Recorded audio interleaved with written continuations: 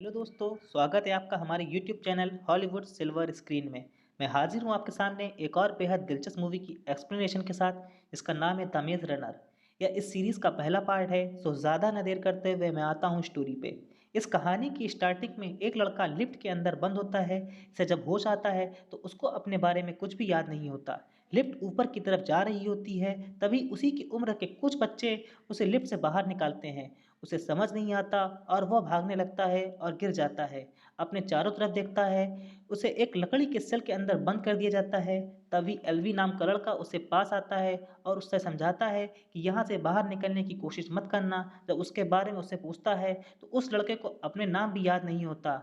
तब एल्वी उससे कहता है कि चिंता मत करो, जब कोई भी नया यहाँ पर आता है तो उसके साथ ऐसा ही होता है। 2-3 दिन में यह सब ठीक हो जाएगा। वो उसे सेल से बाहर ले जाता है और उसे उस जगह के बारे में सब कुछ बताता है कि वह सब्जियां वगैरह वहीं पर उगाते हैं। उनके ज़रूरत का सारा सामान एक बॉक्स में आ जाता है। जब भी उनका सामान आता है, उसके साथ कोई ना कोई नया इंसान भी भेजा जाता है। उस लड़के को दीवारों के बीच में एक रास्ता दिखाई देता है और वह उस रास्ते के बारे में एल्वी से पूछता है। तब एल्वी उसे 3 चीज़ों को हमेशा याद रखने के लिए बोलता है कि काम पर ध्यान देना, किसी को भी नुकसान मत पहुँचाना और दीवार की दूसरी तरफ जाने की कोशिश मत करना। लेकिन वह बहुत एक्साइटेड था दीवार के बारे में जानने के लिए कि उसके पीछे क्या है। जब वह दीवार की तरफ जाने की कोशिश करता है तो एक छोटा सा बच्चा उसे रोक देता है। तभी वह देखता है कि 2 लड़के वहां से दीवार के अंदर से भागते हुए आ रहे हैं। छोटा बच्चा उससे बताता है कि यह रनर हैं और ये कभी भी मेज के अंदर जा सकते हैं। यह सुनकर वो हैरान हो जाता है।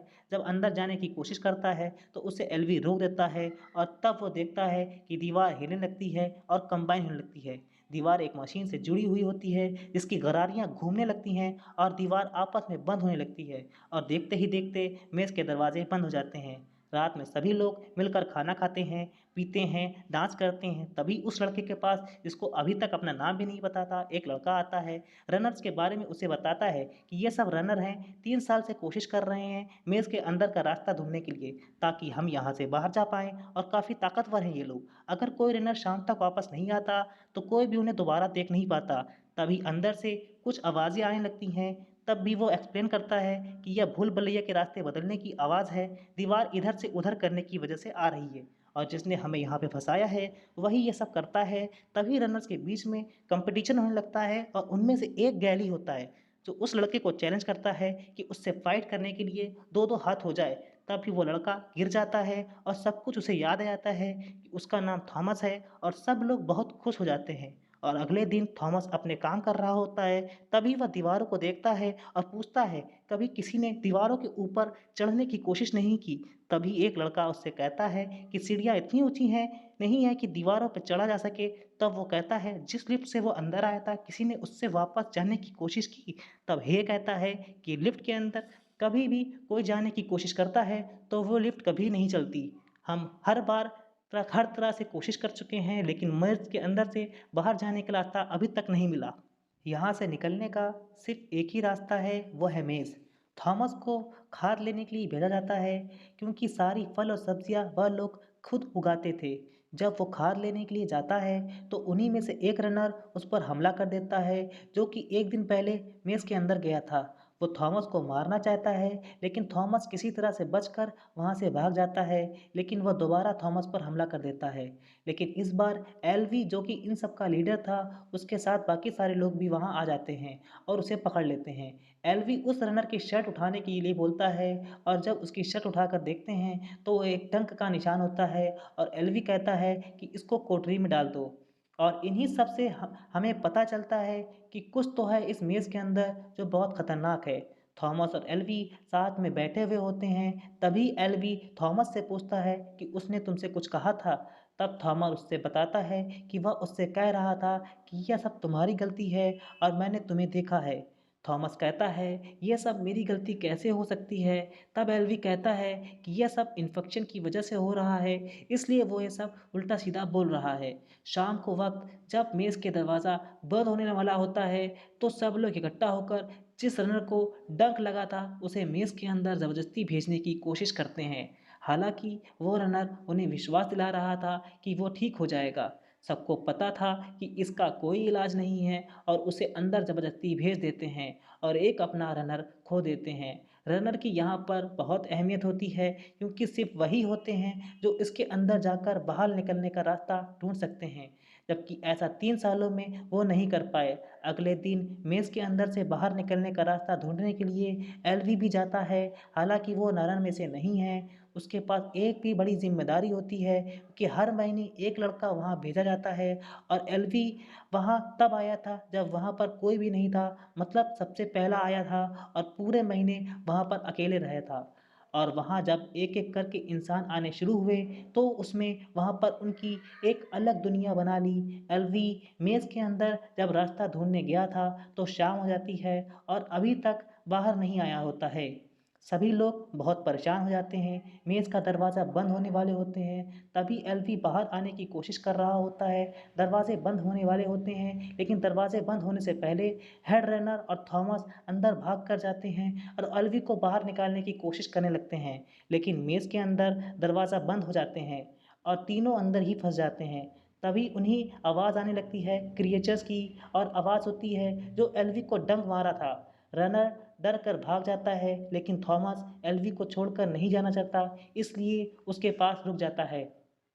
दीवारों के ऊपर उसे लंबी-लंबी बेलें नज़र आती हैं, जिसे वह एल्वी को बांधकर लटका देता है और दीवारों में छुप जाता है।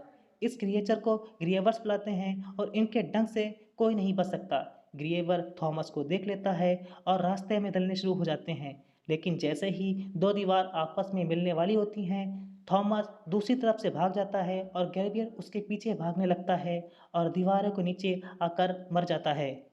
सभी लोग मेज़ के बाहर खड़े होते हैं, लेकिन सबको यकीन होता है कि कोई भी वापस नहीं आएगा, जैसे कि पहले हुआ है हमेशा।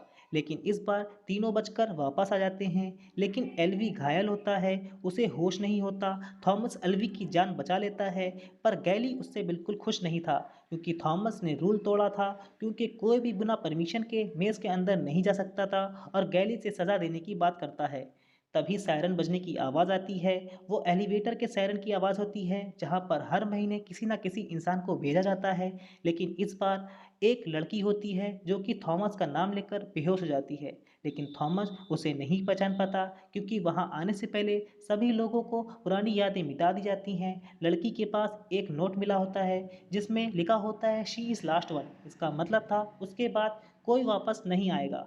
थॉमस वापस एक बार मेज़ के अंदर जाता है, मीनो और कुछ बच्चों के साथ, उसे ग्रेवियर को देखने के लिए, जो पिछली रात दीवार के नीचे आकर मर गया था। उस ग्रेवियर के अंदर एक डिवाइस मिली थी, जिसके अंदर कुछ नंबर लिखे होते हैं। ये वही नंबर होते हैं जो उस बॉक्स के अंदर लिखे होते हैं, जिनमें इंसान को भेजा जाता है। बाहर आने के बाद थॉमस को रनर बना दिया जाता है, क्योंकि सिर्फ रनर होते हैं जो मेज़ के अंदर कभी भी जा सकते हैं, लेकिन इसमें गैली की सहमियत नहीं होती है। अगले दिन मीनू उसे एक कॉटेज के अंदर ले जाता है, जहाँ पर 3 साल मेज़ के अंदर जाकर रास्ता ढूंढने की कोशिश में जिन्होंने उसके बारे में पता लगाया था, उस बिहाफ पर उन्होंने एक नक्शा बनाया था, जो कि वो थॉमस को दिखाते हैं और बताते हैं कि एल्वी ने ये सब किसी को भी दिखाने के लिए मना किया था, ताकि किसी के अंदर यहाँ पर बाहर निकलने की उम्मीद ना टूटे। लेकिन यह डिवाइस मिलने के बाद आज वह थॉमस को ये दिखा रहा है। उस डिवाइस पर नंबर 7 लिखा हुआ है। मेज़ के अंदर 8 ब्लॉक होते हैं और इस डिवाइस पे नंबर 7 का मतलब होता है कि ग्रेवियर 7 ब्लॉक से अंदर आया था और वहाँ से बाहर निकलने का रास्ता भी वहीं से मिलेगा। कुछ बच्चे आकर बताते हैं कि उस लड़की को होश आ गया है और किसी को भी अपने पास आने नहीं दे रही है। थॉमस जाकर उसे शांत कराता है और उसके नाम पूछता है, लेकिन उस लड़की को भी हर किसी की तरह कुछ भी याद नहीं होता, जबकि उसने होश आते ही थॉमस का नाम पुकारा था। उसके पास 2 सिरिंज होते हैं, जो कि वह थॉमस को देती है और उस सिरिंज पर विकेट लिखा होता है, जो कि उस डिवाइस पर भी लिखा होता है जो ग्रेवियर के अंदर से मिला था। इसका मतलब जिसने ग्रेवियर्स बनाया था, मेज़ बनाई थी, उसी ने सिरिंज भी बनाई है। थॉमस सिरिंज लेकर एल्वी के पास चला जाता है। एल्वी की हालत बहुत ज़्यादा ख़राब होती है। थॉमस सिरिंज को एल्वी को लगाने की सलाह देता है, लेकिन एल्वी उसे लगाने नहीं देता।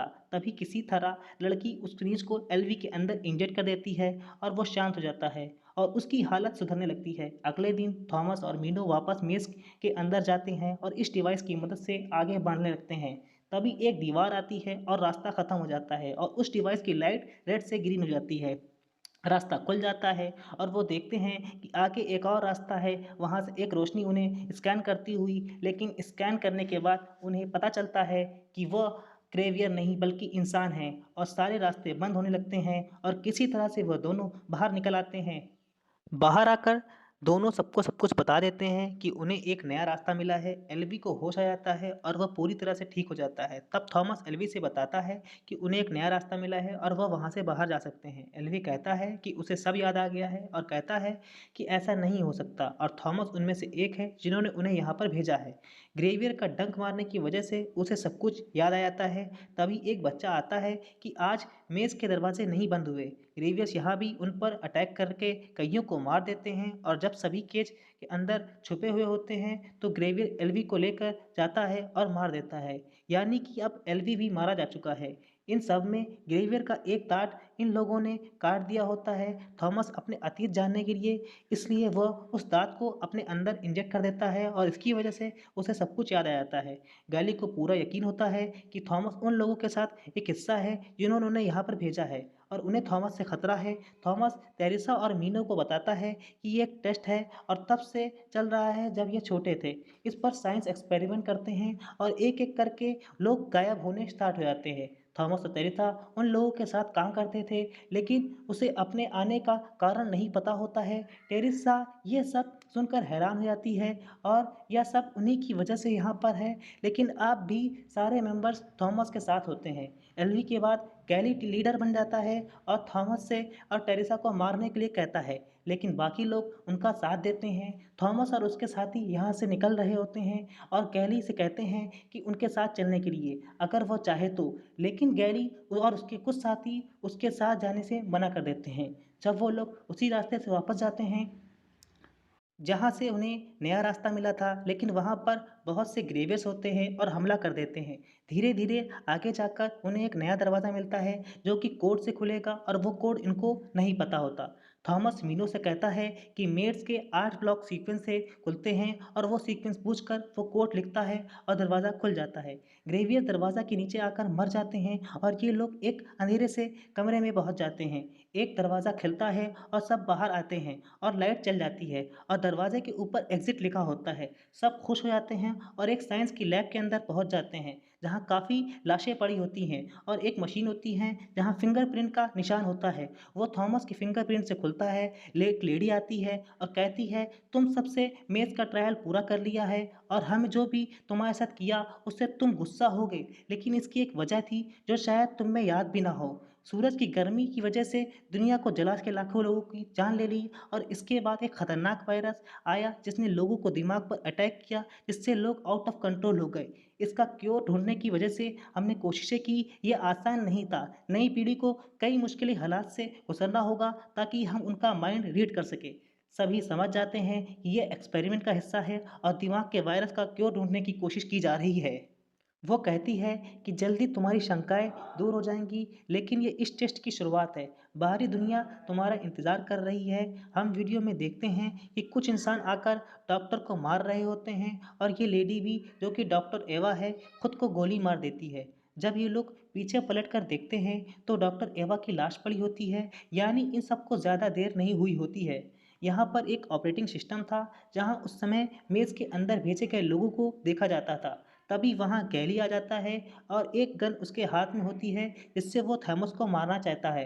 क्योंकि ग्रेवियर के डंक मारने की वजह से उसे सब याद आ जाता है। थॉमस उसी टीम का हिस्सा था जिन्होंने यहाँ उन्हें भेजा था। थॉमस ने जब उसे डंक को अपने अंदर इंजेक्ट किया था तो वो ठीक इसलिए होता है क्योंकि एक सीरीज उसके पास बची थी जिसकी वजह से वह बच जाता है। पर उसके पास कोई क्योर नहीं था। गैली के गन चलाते वक्त मीनू उसे मार देता है, लेकिन जब गैली गन चलाई तब एक बच्चा बीच में आ जाता है और मारा जाता है जिसका नाम चक होता है। तभी कुछ लोग नकाब पहनकर आते हैं हथियार लेकर और सबको एक हेलीकॉप्टर में ले जाते हैं। वहीं दूसरी तरफ डॉक्टर एवा को दिखाते हैं जिसने वीडियो में अपने आप को गोली मारी थी, ख़त्म कर लिया था। यहाँ पर उसके सामने कई लोग होते हैं और वो कह रही होती है कि उनके मरीज का ट्रायल सक्सेसफुल रहा, जबकि उन्हें इतने लोगों के बचने की उम्मीद नहीं थी। पर जितने ज़्यादा लोग बचेंगे उतना ही अच्छा है और ये अब नए चैलेंज के लिए रेडी है। लेकिन यह कहना जल्दबाजी होगी, ये हमारी आने वाली उम्मीद है क्योंकि अभी इन्हीं फेज़ 2 में जाना होगा और इसके साथ ही मूवी एंड हो जाती है। इस मूवी में बहुत से सवाल और अधूरी चीज़ें छूट गई हैं जो कि हमें अगले फेज़ में देखने को मिलेंगी।